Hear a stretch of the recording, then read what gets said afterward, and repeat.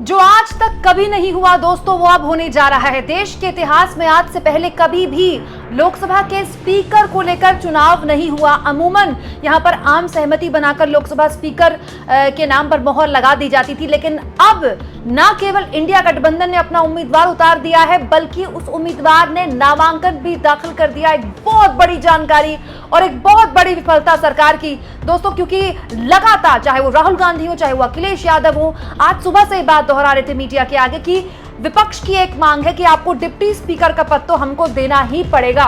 लेकिन अब जानकारी निकल कर आई है कि ओम बिरला, जी हां, लोकसभा के पूर्व अध्यक्ष ओम बिरला के नाम को आगे बढ़ा रही थी सरकार, ये कहते हुए कि ये एनडीए के कैंडिडेट हैं। लेकिन सरकार की तरफ से ये भी स्पष्ट कर दिया गया, साफ कर दिया गया कि हमको आपका साथ चाहिए, लेकिन बिना शर्त चाहिए, शर्त वाला साथ नहीं चाहिए। डिप्टी स्पीकर कौन होगा ये भी हम ही तय करेंगे। मतलब सरकार ये कहना चाह रही है कि डिप्टी स्पीकर का पद विपक्ष को वो एक तरह से देने को तैयार नहीं थी, क्योंकि राहुल गांधी को, चाहे अखिलेश यादव हो, खुलकर आज मीडिया के आगे आए, चाहे केसी वेणुगोपाल हो, जिन्होंने राजनाथ सिंह से आज पार्लियामेंट ऑफिस में उनके बात भी की, उन्होंने भी यही कहा मीडिया से कि हम सरकार के साथ हैं, हम लोकसभा स्पीकर के तौर पर उनके एनडीए के उम्मीदवार को समर्थन देने के लिए तैयार है, लेकिन हम ये चाहते हैं कि डिप्टी स्पीकर का पद हमें चाहिए, जो कि बहुत जायज मांग है दोस्तों। जब यूपीए का भी दौर था तब भी गठबंधन की सरकार थी और यूपीए के वक्त भी जो डिप्टी स्पीकर का पद था वो विपक्ष को दिया गया था, तो ऐसी कोई नाजायज मांग नहीं मान रहा है विपक्ष।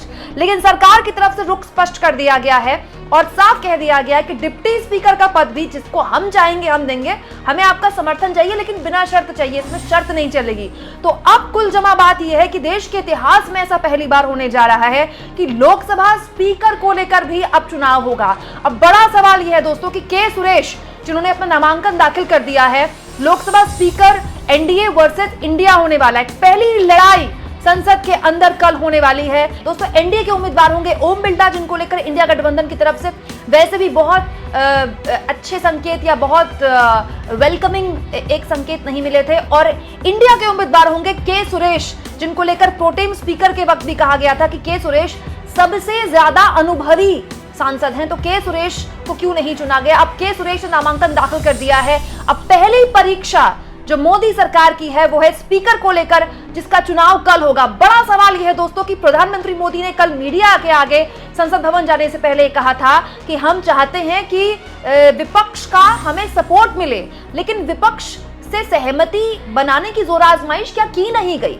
मतलब ऐसी कौन सी मांग थी जो मानी नहीं जा सकती थी। डिप्टी स्पीकर की मांग अगर विपक्ष रख रहा है दोस्तों, तो ऐसी मांग नहीं है जो आज से पहले हुई ही नहीं। विपक्ष के पास डिप्टी स्पीकर का पद रहा है, यूपीए के वक्त भी रहा है। जब यूपीए की सरकार थी तब अकाली दल के पास ये स्पीकर का पद रहा था, क्योंकि अकाली दल उस वक्त एनडीए का हिस्सा था। लेकिन बड़ा सवाल यह है दोस्तों कि इतना बड़ा मैंडेट विपक्ष को जनता ने दिया है, इतने बड़े स्तर पर विपक्ष संसद में चुनकर आया है, उसके बावजूद भी क्या सरकार किसी भी हाल में विपक्ष की मौजूदगी को दरकिनार करना चाहती है और दिखाना चाहती है कि उसका रवैया वही रहेगा।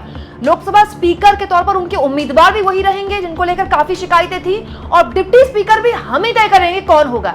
अब ऐसी मनमानी का आरोप जो राहुल गांधी लगातार लगा रहे हैं कि मोदी जी कहते कुछ और है, करते कुछ और है, कहां जाकर रुकेगा। क्या लगता है आपको ये पहली लड़ाई जो स्पीकर के पद को लेकर होने वाली है, कितनी बड़ी मुश्किल मोदी सरकार के आगे खड़ी कर सकती है। लेकिन इस बीच दोस्तों इस पूरी बहस को मैं एक कदम आगे ले जाना चाहती हूँ। ध्यान रहे, इंडिया गठबंधन ने जो उम्मीदवार उतारा है लोकसभा स्पीकर के चुनाव के लिए, के सुरेश, वो एक दलित उम्मीदवार है, वो एक दलित जाति से आते हैं। तो ये एक बहुत बड़ा दाव इंडिया गठबंधन ने चला है।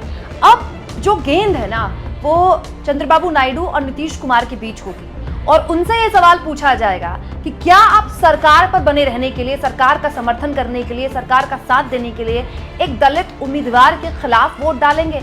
ये एक ऐसा दाव इंडिया गठबंधन ने चला है जिसमें हार के जीतने वाले को भी बाजीगर कहते हैं। शाहरुख खान का ये डायलॉग एकदम फिट बैठता है। ये बात बिल्कुल सही है दोस्तों कि विपक्ष को ये बात पता है कि नंबर गेम उसके पास नहीं है। कल सुबह 11 बजे लोकसभा स्पीकर के पद के लिए चुनाव होगा। आज तक आजाद भारत के इतिहास में कभी नहीं हुआ जो, वो कल सुबह होगा, और बहुत संभव है कि बड़ी आसानी से एनडीए का जो उम्मीदवार है यानी कि ओम बिरला, वो के सुरेश को हरा दे, क्योंकि नंबर्स उनके पास हैं। लेकिन इस पूरे के पूरे घटनाक्रम से विपक्ष ने अपने दो तरह से तेवर साफ कर दिए। एक, चंद्रबाबू नायडू और नीतीश कुमार को धर्म संकट में डाल दिया कि क्या वाकई में वो एक दलित उम्मीदवार के खिलाफ वोट डालेंगे सिर्फ इसीलिए कि उनको सरकार का समर्थन करना है, सरकार का सपोर्ट करना है। और दूसरा, मंशा साफ कर दी दोस्तों इंडिया गठबंधन ने कि आने वाले वक्त में ये सरकार अगर ये चाहती है कि इतना बड़ा मैंडेट विपक्ष को मिला है, उसके बावजूद भी सरकार ये चाहती है कि संसद वैसे ही चले जैसे पहले चलती है। आप उसी उम्मीदवार को आगे खड़ा कर रहे हो, ओम बिरला को, जिसको लेकर वैसे भी विपक्ष के लोग बहुत खुश नहीं थे, काफी हद तक विपक्ष पर नाराजगी थी। और उसके बाद आप चाहते हो कि विपक्ष कुछ करे भी ना। विपक्ष यहाँ पर अपने आप को लड़ता दिखाना चाहता है इस मैसेजिंग के तहत कि देखिए हम हारे या जीते लेकिन हम फाइट करेंगे, हम लड़ेंगे। और ये एक अग्नि परीक्षा दोस्तों बेमतलब की सरकार ने अपने आगे खड़ी कर दी। दोस्तों मैं आपको एक बात बताऊं, डिप्टी स्पीकर के पास ऐसे अलग से कोई अधिकार नहीं होते हैं जो सरकार को मुसीबत में डाल सकते हैं।